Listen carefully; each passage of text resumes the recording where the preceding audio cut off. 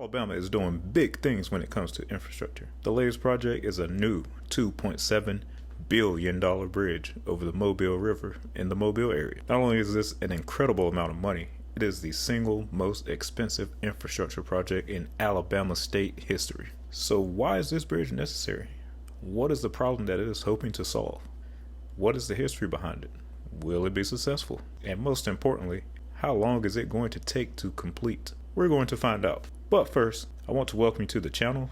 I'm Mileage Mike, a frequent traveler, formerly designing the world as a civil engineer. Now I travel it, bring you a first-person look at the world through my lens, and also discussing some of the things that I see along the way with videos like this one. So go ahead and hit that like button since I got you to click, and subscribe if you'd like to see more of this type of content. Now back to Mobile, Alabama. I-10 is the home of some spectacular infrastructure across the Deep South. From the multiple bridges spanning the bayous of Louisiana, traversing through the swampy Pascagoula River Basin in Mississippi, and of course, the current George Wallace Tunnel here in Mobile.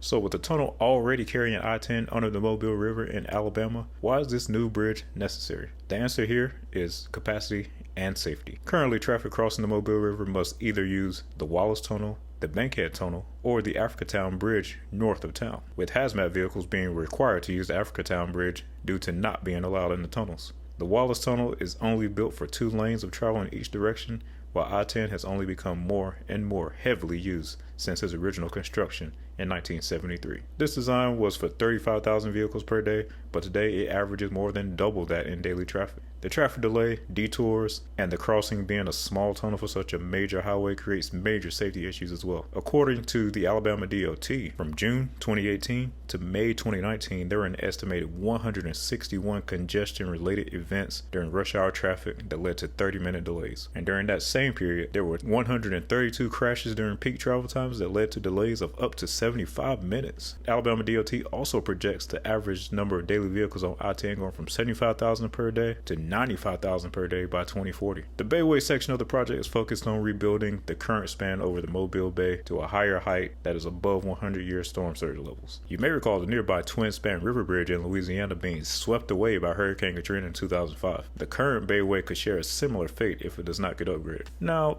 this current proposal is not the first proposal for a bridge crossing over the Mobile River. In 2019, a proposal was drafted that called for a new 6-lane bridge over the Mobile River and the reconstruction of the interchange with US 90 over the Mobile Bay. This project came in at a cost of $2.1 billion. It called for tolling both the existing George Wallace Tunnel as well as tolls on the new bridge. A monthly pass was to be available to frequent users of I-10 for $90 per month. The Alabama DOT director said, if you go to work every day, that's $90 a month. And if it's 40 trips, that's $2.25.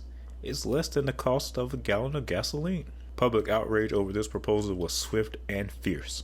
A Facebook group devoted to blocking the tolls garnered over 50,000 followers, and eventually the proposal was blocked and canceled. Governor Kay Ivey declared the project to be dead after the Eastern Shore MPO voted to remove it from their transportation priority list. Simply put, the tolls were deemed to be too high by the local population, and this led to the eventual failure of the proposal.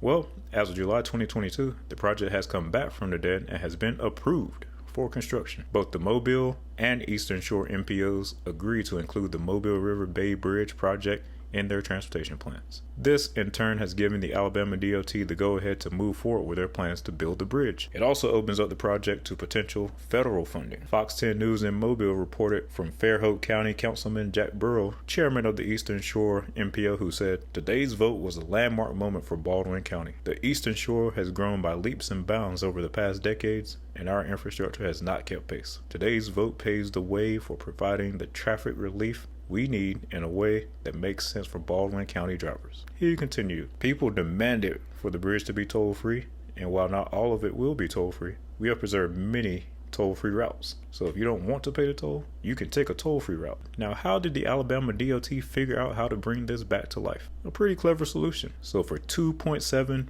billion, what does the final design and pricing look like?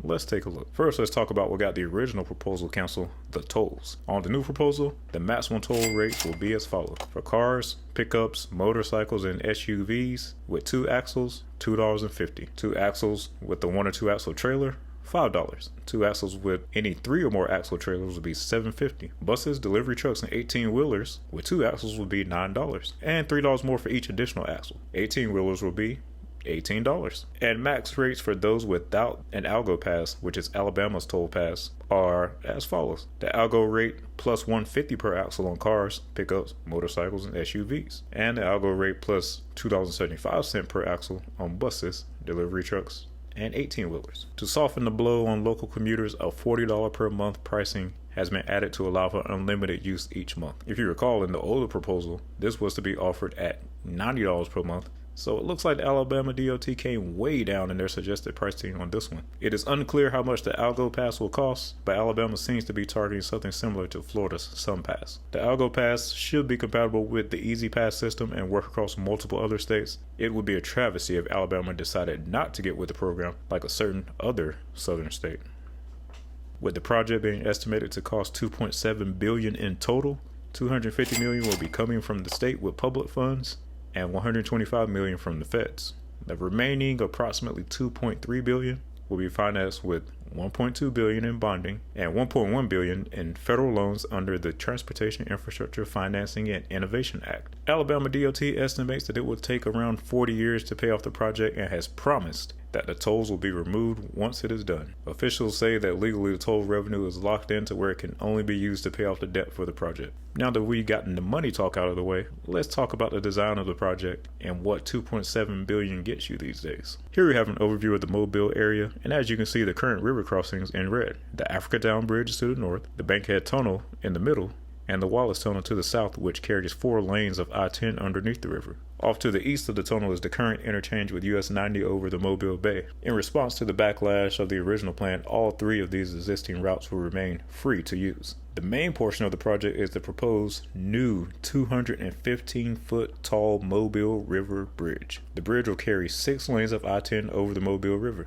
These lanes will be constructed with modern interstate highway safety standards. West of the bridge, 5 interchanges will require reconstruction at Broad Street, Virginia Street, Texas Street, Canal Street, and Water Street.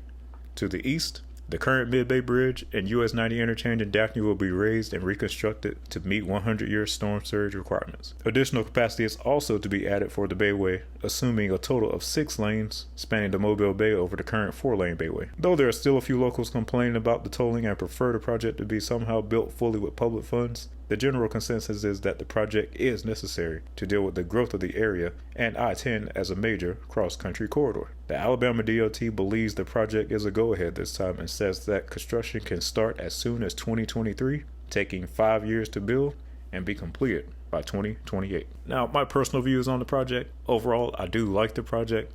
I've driven through Mobile on the current Bayway and tunnel and can say it's definitely dated and subpar by current standards. The proposed design looks phenomenal, and when combined with the current tunnel, I-10 looks like it will have the capacity to handle things for several decades to come. With this amount of capacity, the only major work for I-10 in this area going forward should be maintenance. However, I do see a potential issue with the tolls. In the original project, Alabama DOT wanted to also toll the existing tunnel. Though this idea was understandably rejected, it's safe to assume that they feared leaving the tunnel toll-free would discourage use of the bridge and might make recovering the revenue for the construction more difficult. While it is impressive that they were able to reach a compromise and get the project approved, it is going to be interesting to see how many people pay to use the bridge instead of the tunnel. Don't underestimate the number of people who will wait several minutes in traffic before paying a single dollar. Now, what say you guys? Do you like the current proposal for the Mobile River Bridge and its tolling structure? Those in the Mobile area, or those who have driven through this part of I-10 before, will you pay the $250 to save time, or would you rather wait in traffic in the tunnel? Let me know in the comments. Thanks for watching. See you on the next trip, coming soon to a town near you.